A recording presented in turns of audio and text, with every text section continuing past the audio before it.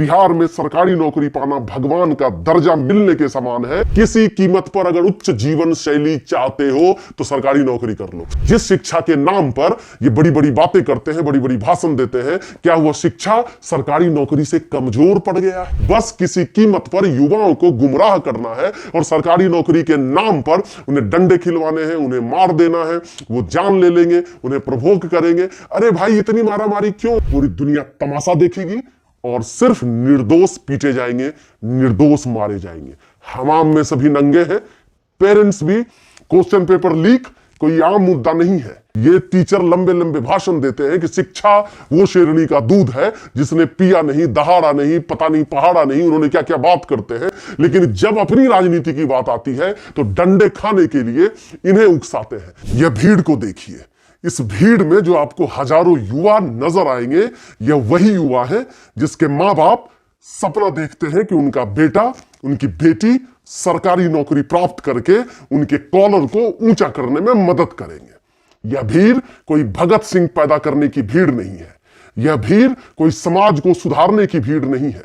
यह जो चारों तरफ आप इस भीड़ की सुरक्षा में जो पुलिस ऑफिसर्स को देख रहे हैं, पुलिस सिपाही को देख रहे हैं, यह पुलिस सिपाही इनकी सुरक्षा के लिए नहीं खड़ी है, बल्कि यह भीड़ इस सरकार की निकम्मी व्यवस्थाओं और उनकी नीतियों से उपजी हुई वो सड़ी मानसिकता वाली भीड़ है।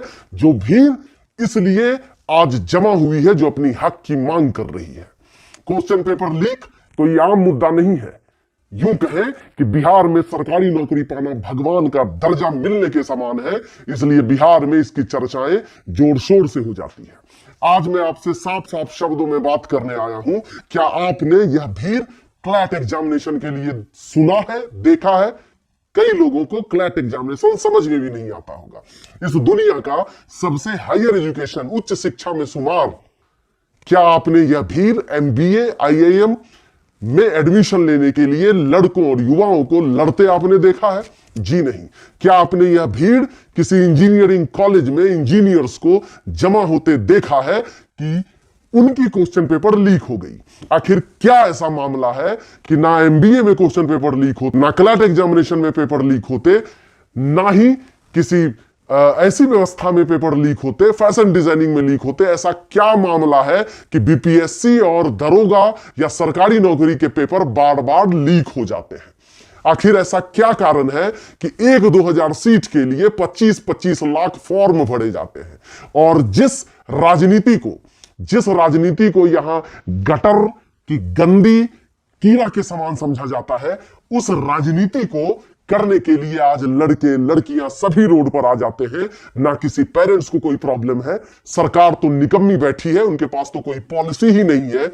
सरकार तो चाहती ही नहीं है कि ऐसे चीजों का समाधान हो। अगर सरकार चाहेगी तो उन्हें वोट कैसे देगा? अगर जनता समझदार हो गई, अगर हमारा युवा वर्ग इतना समझदार हो गया तो उन्हें वोट कैसे देगा? उन्हें जो धर्म और जाति के नाम पर जो आज युवा वर्ग लाकर उनका साथ देते हैं, खड़े हो जाते हैं, उनका साथ कैसे देगा? सरकार तो चाहती ही नहीं है। लेकिन क्या वो शिक्षक इस बात का दावा करेंगे कि जितनी भी भीड़ में बच्चे हैं सभी की सरकारी नौकरी लग जाएगी? जब इस भीड़ में कानून तोड़ा जाएगा, कानून टूटेगा, पुलिस मजबूरी में लाठी चार्ज करेगी, और क्या ये शिक्षक यह दावा करेंगे कि वो खुद अपनी जान दे देंगे? क्या यह दावा करेंगे कि उनके परिवार के लोग सामने खड़े होंगे और पहले लाठी खाएंगे? नहीं। वो इन युवाओं की भावनाओं को फायदा उठाकर आज ये सारे शिक्षक बड़ी बड़ी बातें करते हैं और इन्हें पिटता छोड़कर गायब हो जाते हैं। सर लोग अभी तक पूजा करवा रहे हैं, आज तक आप लोग के बारे में एक शब्द हम लोग कुछ नहीं बोल रहे। हमको आपकी जरूरत है सर, आ जाइए, मर जाएंगे तब अर्थी उठाने आइएगा।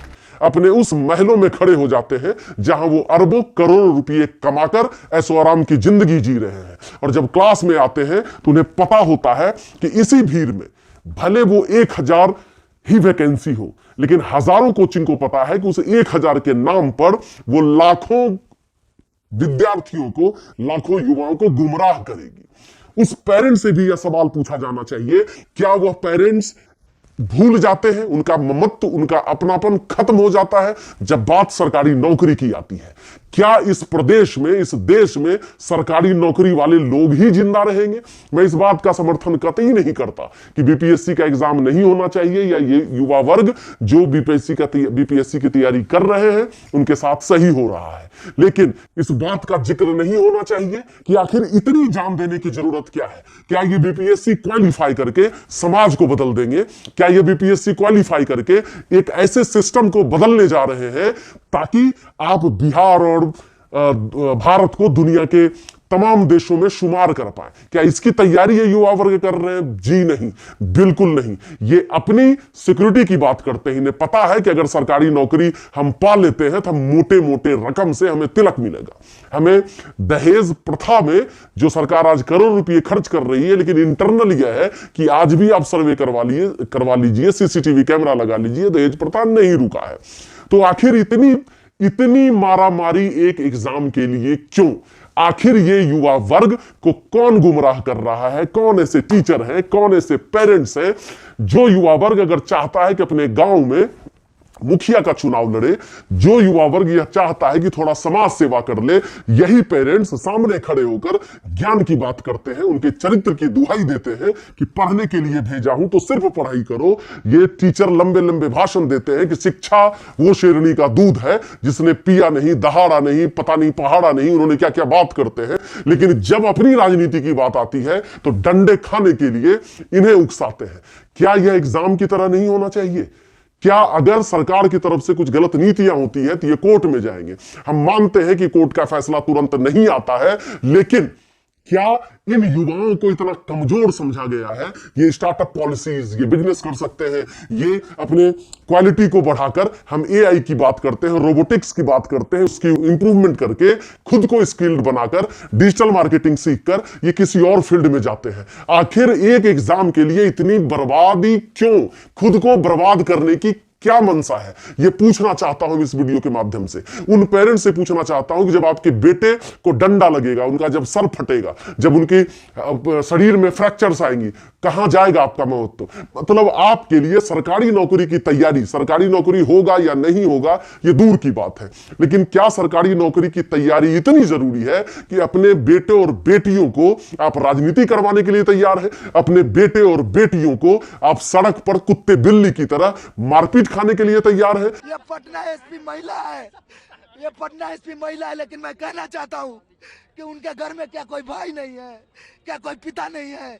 इस तरह बर्बरता करती है, वो जलियांवाला बाग बनाना चाहती है। वो शर्म करनी चाहिए ऐसी प्रशासन को, और शर्म करनी चाहिए एनडीए सरकार को।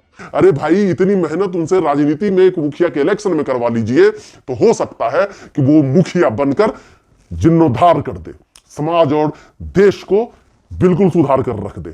और ये जिन शिक्षकों की बात आप कर रहे हैं, जो शिक्षक उसका फायदा उठाकर, आज जो बिहार की स्थिति है कि लोगों को पता है कि अच्छी जॉब नहीं है, और अच्छी जॉब नहीं होने के कारण एक जो मानसिकता हो गई है कि किसी कीमत पर अगर उच्च जीवन शैली चाहते हो तो सरकारी नौकरी कर लो, क्योंकि सरकारी नौकरी करेंगे तो आपको सामाजिक आदर मिलेगा, सोशल रिस्पेक्ट मिलेंगे, आपको पैसे मिलेंगे, कुछ भी हो जाए आपके सैलरी में पैसे आते रहेंगे, आप समय पर जाएं नहीं जाएं, जॉब करें नहीं करें, सस्पेंशन आपका नहीं होगा। और सस्पेंशन हो भी जाता है तो आप हाईकोर्ट में उसके लिए, अपने हक के लिए लड़ सकते हैं, क्योंकि ये लोकतंत्र है।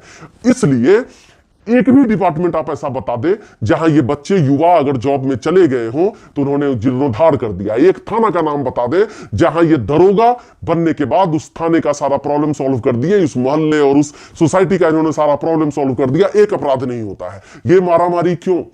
जिस शिक्षा के नाम पर ये बड़ी बड़ी बातें करते हैं, बड़ी बड़ी भाषण देते हैं, क्या वह शिक्षा सरकारी नौकरी से कमजोर पड़ गया है? क्या उस शिक्षा में हम सरकारी नौकरी को इतना ऊपर रख चुके हैं कि सरकारी नौकरी के अंधेपन में हमें कुछ नजर नहीं आ रहा है? ना माँ बाप का ममत्व नजर आ रहा है, ना शिक्षक की वो शिक्षा नजर आ रही है, बस किसी कीमत पर युवाओं को गुमराह करना है और सरकारी नौकरी के नाम पर उन्हें डंडे खिलवाने हैं, उन्हें मार देना है, वो जान ले लेंगे, उन्हें प्रोवोक करेंगे। अरे भाई, इतनी मारामारी क्यों? आज एआई, रोबोटिक्स, डिजिटल मार्केटिंग सीखकर कुछ कर लो। आज अगर हम नहीं सुधरे तो ऐसे शिक्षक इन्हीं सरकारी नौकरी की तैयारी के नाम पर करोड़पति होते जाएंगे, और करोड़पति होने के बाद वो पता चला शिक्षक किसी और चीज की है, बिजनेस वो हर फील्ड में करेंगे, और ये बच्चे एक सरकारी नौकरी में उलझकर अपने आप को एक कंप्यूटर के सीखने लायक भी नहीं बना पाएंगे, और पूरी दुनिया तमाशा देखेगी और सिर्फ निर्दोष पीटे जाएंगे, निर्दोष मारे जाएंगे। हमाम में सभी नंगे हैं। पेरेंट्स भी यह बताने की कोशिश करते हैं कि वो सरकारी नौकरी को ज्यादा तवज्जो देते हैं, वो स्वार्थी है, क्योंकि उन्हें पता है कि अगर उनके बच्चे की सरकारी नौकरी हो गई तो उनकी आदर बढ़ जाएगी, उनका भी ममत्व तो नहीं है। क्या यह देश भगत सिंह, चंद्रशेखर आजाद की धरती है, सुभाष चंद्र बोस की धरती है? उन्होंने बलिदान इसलिए दिया था कि तुम अपनी सारी एनर्जी, सारी कुर्बानी सरकारी नौकरी के प्रोटेस्ट में लगा दो। अरे गलत होता है तो कोर्ट जाओ, कोर्ट में अगर सही तरीके से नहीं आता है आपका रिजल्ट, आपके हित में फैसला, तो लिखो और उस दरमियान अपनी क्वालिटी को बढ़ाओ ताकि कुछ और कर सको। सरकारी नौकरी आपके लिए एक एग्जाम मात्र भर है, ये आपका सुकून, आपकी जिंदगी नहीं है। और अगर ऐसा होता तो पूरी दुनिया में सरकारी नौकरी वाले खुश होते। कैसा है क्या? धन्यवाद।